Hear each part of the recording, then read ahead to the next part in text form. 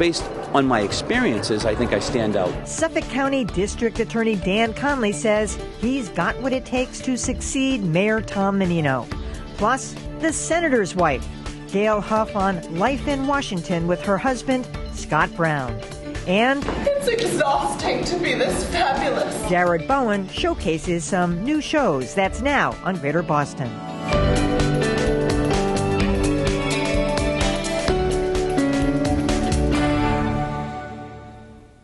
Good evening. 1 week after Boston Mayor Tom Menino's bombshell decision not to seek re-election, the race to replace the 20-year incumbent is coming into sharper focus.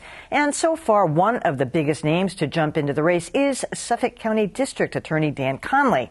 Adam Riley has more. Dan Conley got his political start in the Boston City Council, where he held the same seat previously occupied by Mayor Tom Menino. Since 2002, Conley has been Suffolk County District Attorney, which gives him plenty of name recognition and a hefty campaign war chest. The 54-year-old Conley says his work as DA sets him apart from his rivals. I supervise nearly 300 people. I make decisions each and every day, tough ones. I'm not afraid, to offend the status quo, to take on special interests. I've spent my whole career working to give voice to the voiceless. But Conley's tenure as DA could also be a liability. Voters who didn't like him as a prosecutor may not like the idea of him running the city either. And on a less serious note, Conley's name sounds a lot like one of the other candidates in the race. And Suffolk County DA Dan Conley is here. 2 syllables. He's 2-syllable Dan versus 3-syllable John. Okay. All right. Welcome to have you. Hey, thanks, Emily. Thanks for having me. Well, you were very consistent about this all along. You said there was no way you were going to jump into the race if Mayor Tom Menino was going to run again. Was that out of deference to him, respect for him, or because you thought he would beat you, or why not? We're old friends. I don't know how much people realize that, but you remember I followed him on the city council, and I worked on his very first campaign in 1983 when I was a very young kid.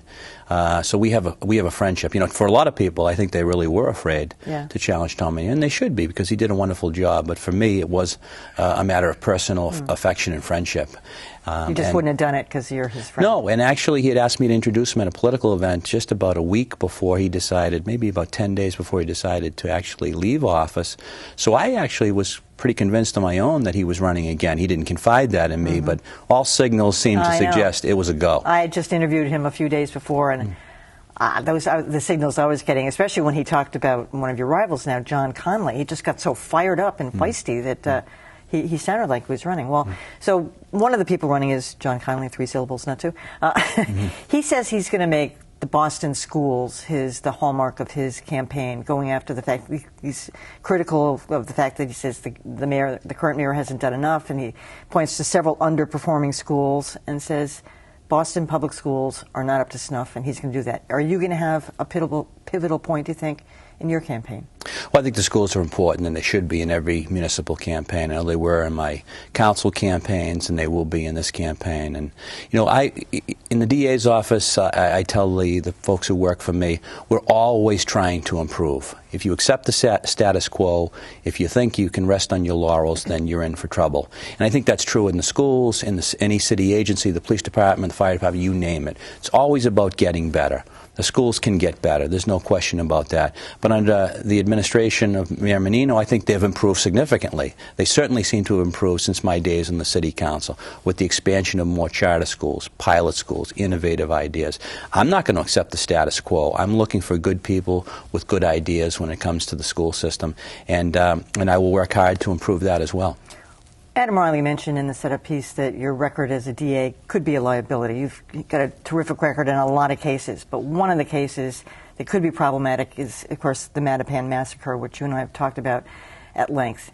The problem being that in the first trial, one of the defendants got off. At the time, Reverend Eugene Rivers says, he felt it was a rush to prosecute, and that was what happened in that case. Was that the case? No, not at all. And that was a successful prosecution. The person One guy got responsible. off. Well, it was a co-defendant case, as you well know. I came in, I think, and interviewed Emily with you on that. The murderer, the executioner, is spending the rest of his natural life behind bars, as he should. And the other defendant's case was obviously a much more difficult case. But in our job, we don't have complete control over what happens. A jury of the defendant's peers makes the final judgment. We were disappointed by that first verdict, of course, but in the end, the right man was convicted, and a strong message was sent, and he'll spend the rest of his natural life behind bars. I think as an office, we've been a very progressive office. We're one of the biggest in the country, certainly the biggest in New England, and we've done lots of cutting-edge things in our office for which I'm very proud. But most importantly, our emphasis has always been on service to others, victims. And that's really why I got into the whole line of work in the first place. I don't like bullies.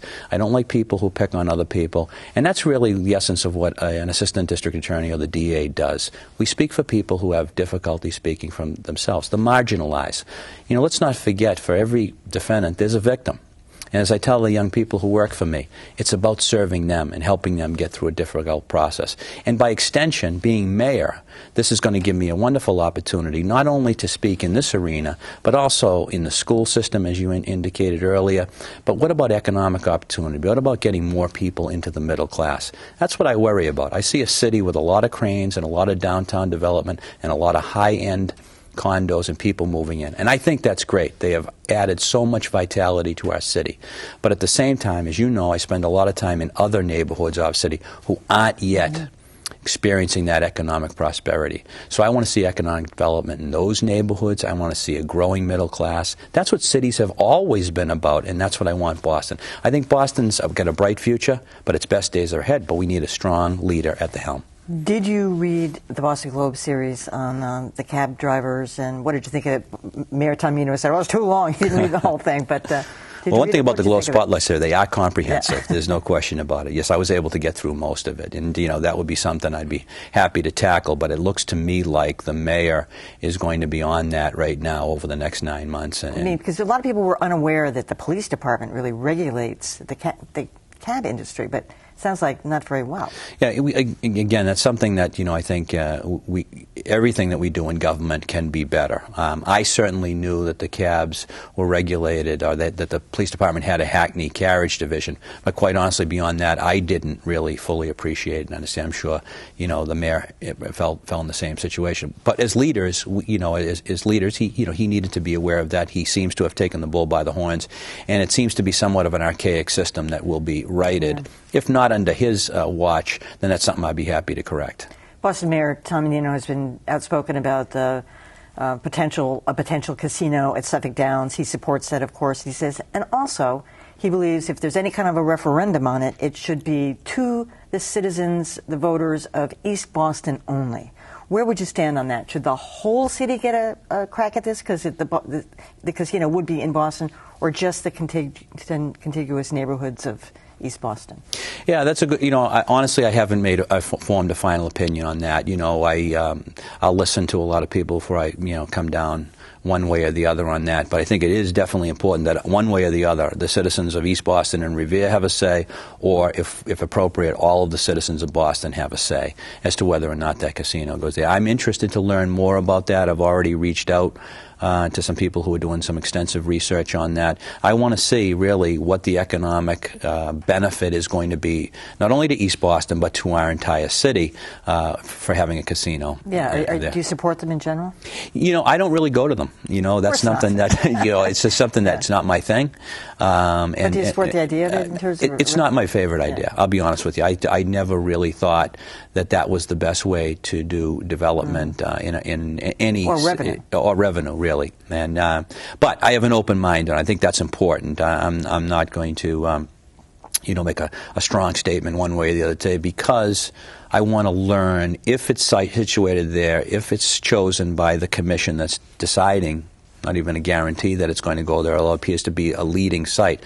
What benefit will it bring to the citizens of Boston? And what I'm really interested in is addressing the needs of those people that I call a bit marginalized, that have a chance and want to get into lay down roots here in the city of Boston, grow here, raise their families here, and we need to figure out a way to expand the middle class. All right. Dan Conley, good luck to you, and we'll be talking to you over the months to come. Thanks, Emily. Appreciate it. Thank you.